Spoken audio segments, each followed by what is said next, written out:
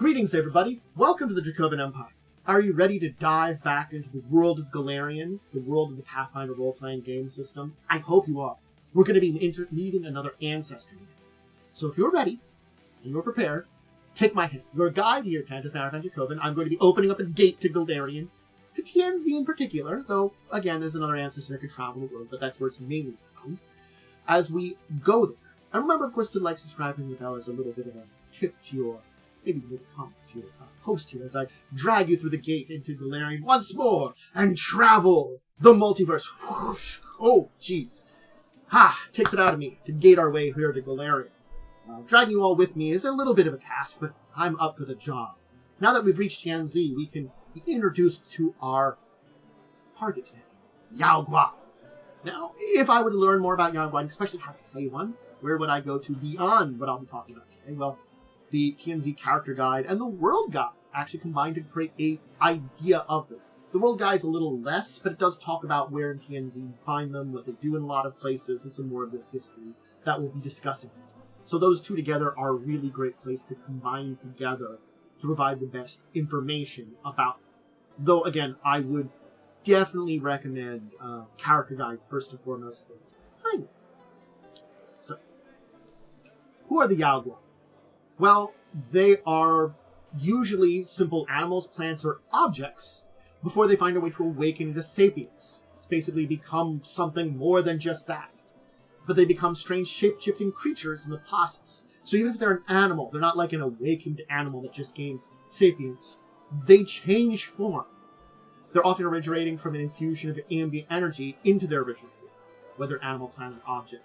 And they gain powers through training some of their innate magic. They take care not to expose their true identity or nature, and Yaoguai, the same origin or species, sometimes form enclaves in which they dedicate their lives to honing their powers or engage in hedonistic pursuits. The two aren't mutually exclusive, though. Master our powers and enjoy some hedonism. Win-win! Those that lack solid community feel compelled to cultivate themselves until they transcend their origin, which might allow them to gain society or some kind of new experience. There is some exceptions to this, that sometimes extraplanar beings or humanoids are transformed into Yaoguai by rituals, arcane mishaps, or sheer coincidence. For some, this occurrence was their heart's desire. Others see their transformation as divine punishment for misdeeds they committed.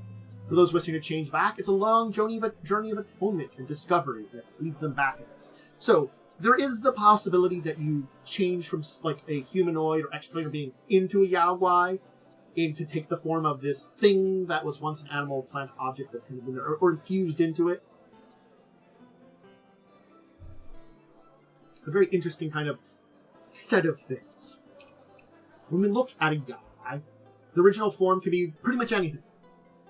It's faster to conclude that if something exists, as long as it basks in the perfect position for enough time, which could take thousands of years, it becomes a Yaoguai. They have a wide range of features based on their pre-awakened form. If it's born from animals, it might have fur or pointed ears. One derived from an object might have stone or metal-like skin. Due to their wild appearance, many adventuring Yaoguai travel by night, which invites suspicion. Thus, shapeshifting into a humanoid form is one of the many arts they practice meticulously, even if all they can achieve is a form that retains many of their features. Some prefer this form. Perhaps they're confident that they have nothing to hide, or that they like the ease of access to their powers that they in their incomplete form.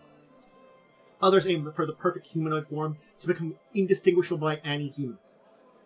Many are born adults. Though their humanoid forms can be of any apparent age, their average lifespan is generally in reflection of their power. The most powerful Yaoguai can easily challenge the lifespan of dragons, living several thousands of years, if not becoming basically immortal, and there are rumors that some Yaoguai might have ruled Tian Xia in time immemorial. We'll talk about that. So yeah. And some have gained the ability to transform back to their original forms, whether by combat, stealth, or escape. But, it tends to be that kind of thing. Basically, for whatever region they're in, most Yaoguai will have the ability to transform into humanoid ancestry that's common to that region. Usually the same age, body type of their natural form. The transformation is indefinite unless they are rendered unconscious for longer than an hour, or 1 minute passes after their death. So, yep. Anyway.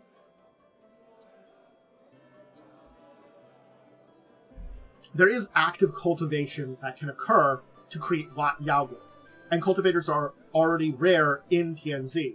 And even non-humanoids cultivate enough ki to transform into powerful Yaoguai. So it's not like there are places that things are happening to create Yaoguai too. Is it important to do that?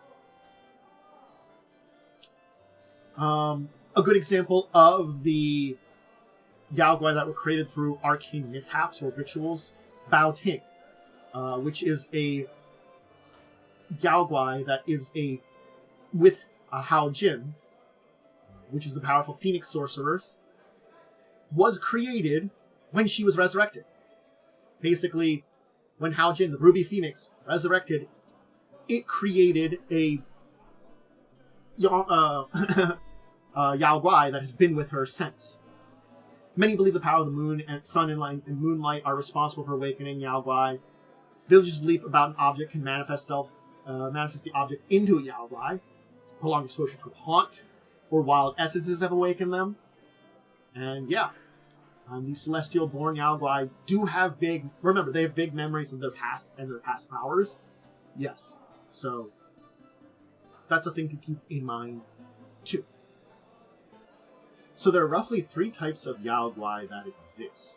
Those that stick with other Yaoguai, those who hop in and out of non-Yaoguai societies, and those that live amongst other societies in disguise. Yaoguai that keep to themselves might be solitary with a small number of associates who live a good distance away from another group. So, again, you're still not going to be completely independent. Living by yourself solitarily, it's that hopping in and out of society. Those that have similar origins share a home together and consider themselves part of a found family, with a senior member being a parent or older sibling. But again, depending on the group, this dynamic can alter. It could be something more akin to master-student, ruler-retainer, the particular depending on how powerful and the situation that occurs within them. Those that dip in and out of other cultures are often tricksters who prank the communities they frequent.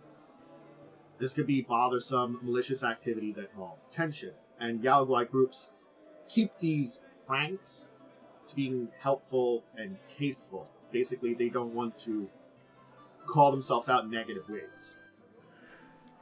They might consist of completing tasks or punching at a local despot, but there are always powerful people willing to sponsor a Yaoguai that has evil intent and allowing them permission to do things like rob and attack settlements without bandit.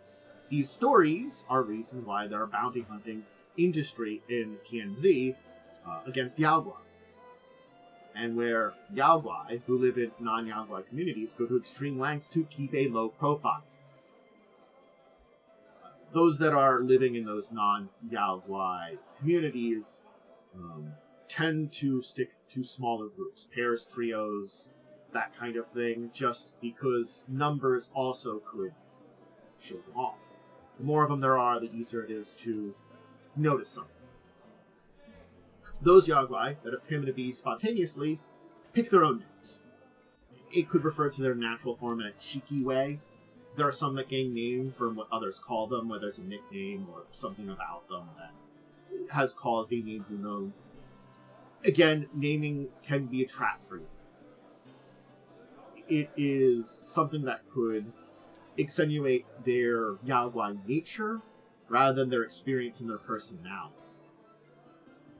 And being bestowed a name that is unrelated to being a Yaoguai, that is uniquely theirs, is something that's a big honor for a lot of Yaoguai, more than any kind of title or wealth. Sweet. Alright, let's chat about the history of Yaoguai. Just a little bit here. Alright, so Yaoguai do trace back their time period in Tian Xia thousands upon thousands of years. And the fact is, since Yaoguai that are very powerful can live thousands of years, there are rumors and little bits of information that talk about ancient Yaoguai that once ruled over Tian Xia during the Age of Monsters, especially in northern Tian Xia, where these Yaoguai warlords battled in duels or wars that could last months. And at the same time that the Celestials in the center of the continent warred against the Clip-Off until they won and eventually guarded the last Outer Rift portal in that region that would become Tian Xia. We eventually reached the Age of Dragons when Shizuru sent the Sky Dragon Herald Shinonome to gather Imperial Dragons to the Solar Zenith Peaks. And basically the deity showed the devastation that would happen to the land if the Yaoguai continued to wage war, and announced that she designated inheritors of this land, humans, and that they would arrive in 10,000 years. And then asked the dragons to, in anticipation for humanity, guard them for another 10,000 years.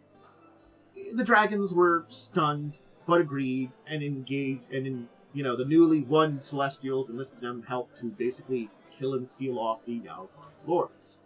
There were some survivals of these battles, and they swore binding oaths to basically hunt any of their kin, other Yaoguai, that misbehaved. Now, unfortunately, we're waiting for the humans. Some dragons found empires of their own out of impatience, entitlement as caretakers, and looked over other ancestries who were still around during the Age of Dragons, like Yaoguai. These empires also descended into wars between draconic rulers, and this lasted until Earthfall. Earthfall changes everything. Yes. Now, also, linking to old tales, there are tales about masters of mythic arts or martial arts learning them from animals. Again, scholars can dismiss these powerful figures or being as, just stories, but since Yaoguai is animal-based and can disguise as animals, the existence of them, could be true. That some of these more powerful masters learned from ancient Yaoguai. Could be true. I'm checking this out. Issues. Anyway, because of those few bad apples in the Yaoguai community, there are misconceptions about being wicked by nature, either in intent or actions. Sure, pranks and, trickery does exist within a lot of them. But nonetheless, it's not true in any regard. They basically are their own beings. They live amongst humanoid communities, most of them, and seek to basically transcend their own being. A Yaoguai can be as much a hero as a villain anywhere. And there are plenty of TNZ wandering adventurers that are Yaoguai. A wandering adventurer is a great thing for Yaoguai. They can be much easier to dip in and out of communities. Those that come from established Yaoguai communities are more pragmatic, while there are still also a few reckless tricksters in amongst their groups. Those that are on their own in their formative years, or with very small groups of compatriots, can be more impulsive until they can learn to kind of rein themselves in through experience, various philosophies and stuff like that. And there are some Yaoguai that are acceptable to influence from environment or peers. They can change their opinions easily and rapidly as any other ancestor. Now, if we talk about the religious side of things, the belief side of things, there are various enclaves that revere Shizuru and Tsukiyo, who are believed to be the powers of sunlight and moonlight, respectively. Hey, we talked about how those are things that have been connected to Yaoguai's awakening. Qizong is often cited and worshipped as a guiding teacher of the first Yaoguai who ascended to divinity, Sun Wukong. So another reason that Qizong, who helped Sun Wukong become divine, is a very important kind of deity there. Though Sun Wukong himself, because he did ascend through dubiously ethical means, Yaoguai know of his tales, his exploits, maybe give him a little bit of respect, but really isn't particularly subject of worship. The Monkey King just, did a few things, kind of went that direction. Now, if we talk about on Golarion as a whole, there are notable Yaoguai in Shuyi. Basically, the Oni Shogun Tsuneni markets it as a tourist destination for Yaoguai adventurers, basically the place to obtain and spend some wealth. And there are other nations that do have a lot of Yaoguai. Goka, Quat, Kwanai, Crane, Shaman, Songbai, and probably butchered some of them subconsciously. So there are places that do have large Yaoguai populations in Tianxia. But there's your information on the Yaoguai, an interesting ancestry that at first glance seems very simple. And certainly speaking, there are some connections with the ideas of animals gaining some level of sentience here, but the Yaoguai being these more mythical things that have either ascended in some way when exposed to various energies, or perhaps some other kind of being that has been pushed into this form as maybe a punishment or evolution of their own being, makes them very interesting creatures. Certainly speaking, we can look at them from two different directions. Those that were the spontaneously created by exposed to energies, and those that became it. I didn't really talk about those that became Yaoguai, because they're from other ancestors or other locations that have those origins. We don't really need to talk about them. That could be a character you would play very easily and would be just a Yaoguai, but it would be a story on its own. While if you are talking about those Yaoguai that came into being by exposure, they have their own stories, and that's kind of where I'm coming at with what I was talking about. I hope either way it's helped inspire you to maybe be interested in playing a Yaoguai character, or, understanding them more if one of your friends wants to play one in a game. And knowing about more how they exist within TNZ and the greater world. Because though, they're rare even within TNZ, doesn't mean they can travel outside of it. One of them could decide to go all the way to any of the other nations. Trade outside of TNZ exists. Keep that in mind. Anyway, that'll be it for today. I hope you enjoyed diving into the Yaoguai. They're a fun one to talk about. Remember, if you did like this, to give support to the channel, like, subscribe, ring the bell. I mentioned that at the beginning, but I'll say it now. Leave my question for you today, to leave a comment and a message about is, would you have an idea about a Yaoguai character? Or does this inspire you in some kind of way for some interesting characters? What do you think about this? If you want to see more stuff, whether it is me live, either recording or doing gaming, or putting stuff up on YouTube, check out my schedule. It's up on my social media. I give updates on this schedule, basic information. That's on my Discord, Blue Sky, X/Twitter, and over on my community page on my YouTube. That last one doesn't have more updates, just because it's just the schedule. Or major YouTube sites. But the YouTube side, pretty exact. That one doesn't change unless there's video problems. And then the side that we have for Twitch, it's a little bit more malleable, but it just gives you an idea of what I'm doing on what days. Alright, everybody, I'm going to get going. I might record some more stuff on Twitch. I might go hang out with them, do some other things. But anyway, until the next time, I bid all of you out there a deep and wonderful farewell.